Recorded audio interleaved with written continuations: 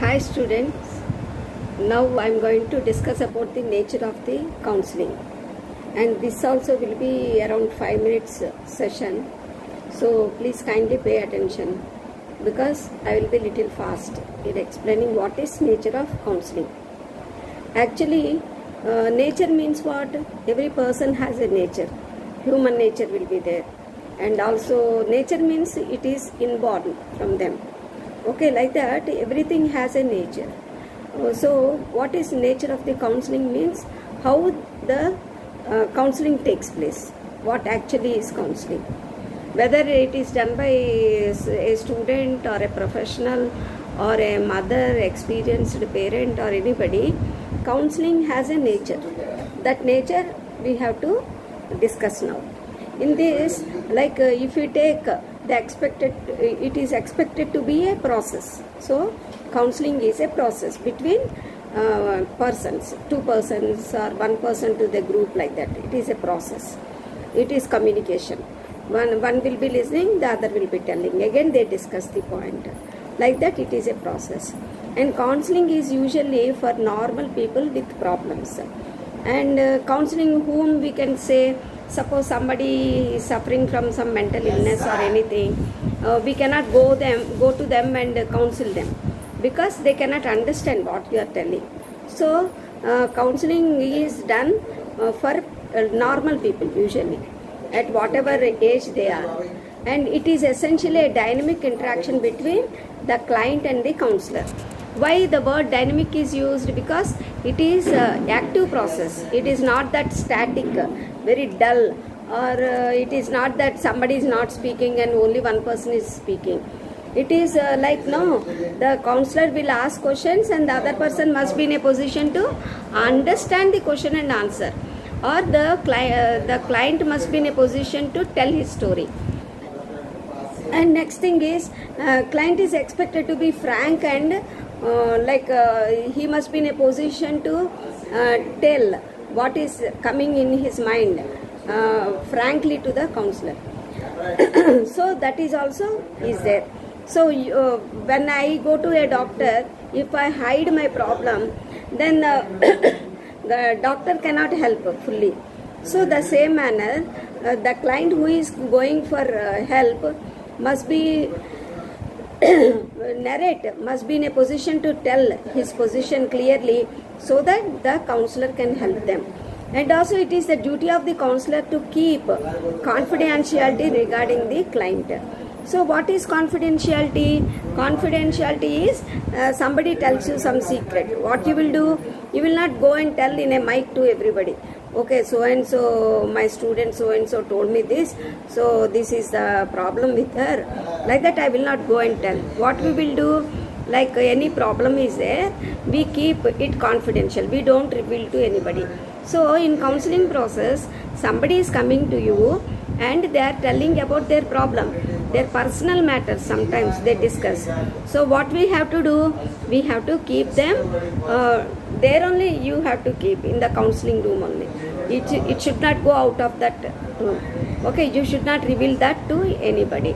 Suppose I tell you an example. Once I gave an example of somebody came to me for counseling, an old lady, like that somebody will come.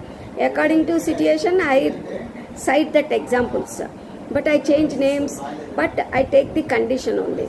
So one of the student asked me, Madam, you said counseling means confidentiality, and why are you telling about your clients? Then I said, what I am telling is, I said it is my case, but remaining things other than this subject matter, remaining things, everything is changed. You cannot identify who it is and all.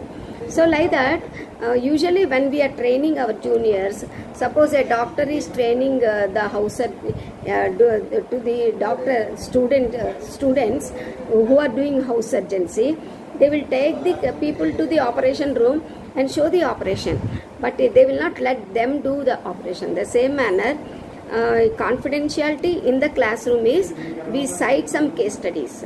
So that is also equal to confidentiality.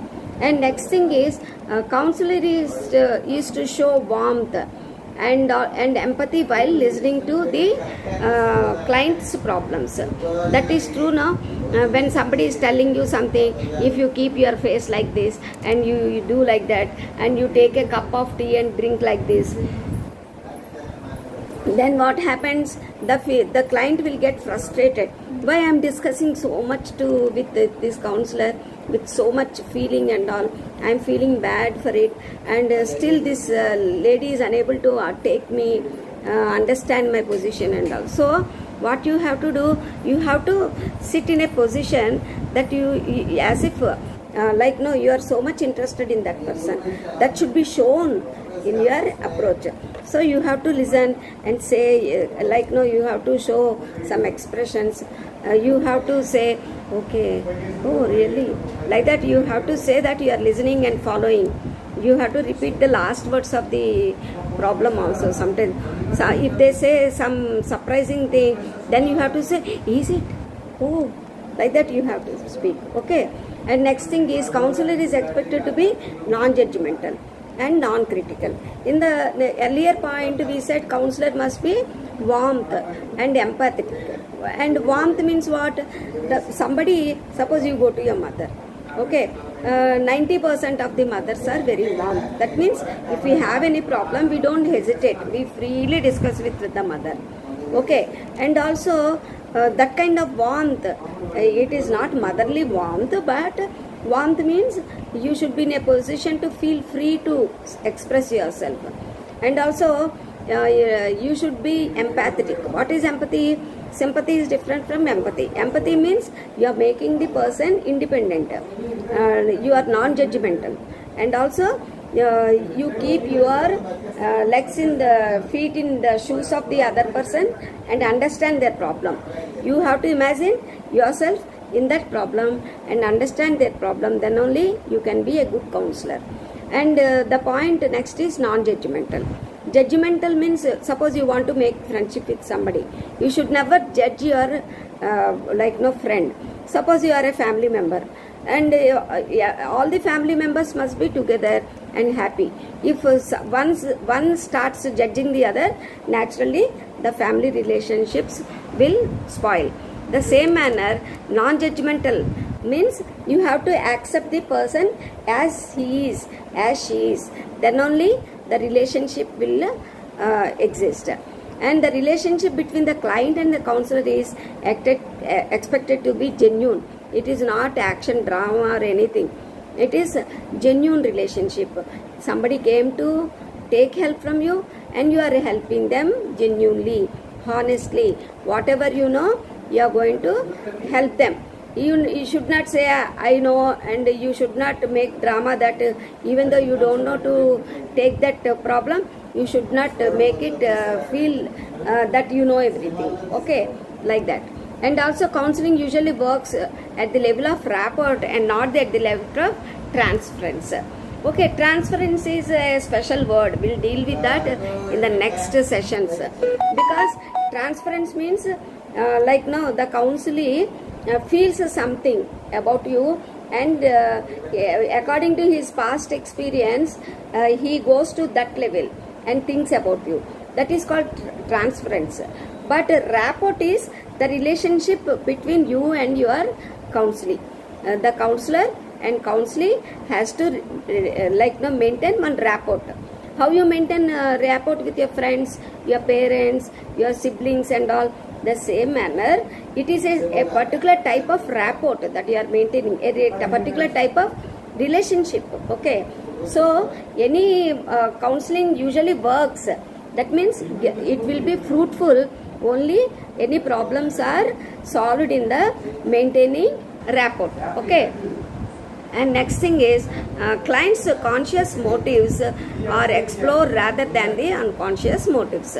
So here in cognitive therapy and all, the client, we expect client to know himself. Okay, and he is he can look into himself and tell what is his problem, what he know, what he don't know. All that he must be in a position to tell. So in psychological counseling process, we expect the client to know something, okay, but not in the case of mentally ill people.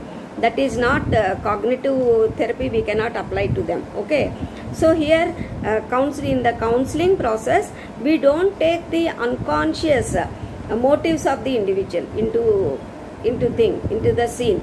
We are going to take only the conscious and explored. That means what the client can understand, know himself. Only those motives we are going to take here. Okay, there are different terminologies you must understand here, that is motives and also transference, I said. Okay, so this will take some more time, so I am stopping here. Already I crossed 10 minutes.